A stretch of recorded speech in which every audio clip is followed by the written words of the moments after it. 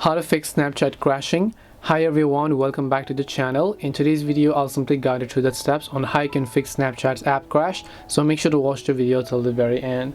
So if you want to fix if you're not being able to use the Snapchat app and if it is constantly crashing, it means that there is a bug in your software or in the Snapchat app itself. The first thing I want you to do is, if you have your Android phone or your iOS device, open it up, just look for the option called software update and then make sure to update your phone to the latest version. What updating does on your phone is that it is also going to update it to the latest version. As a result, it's going to fix and optimize most of the applications in the process. If you're already on the latest version, the other thing you can do is long press the Snapchat app icon here, then just tap the I button as you can find it. Once you tap the I button, scroll down to the storage tab, clear cache if possible, also try to clear the data. Once you clear the cache files and data, what you want to do is simply open up your Play Store. In the search box, type in Snapchat, check if the Snapchat app has an update, and if it does, then make sure to update it to the latest version.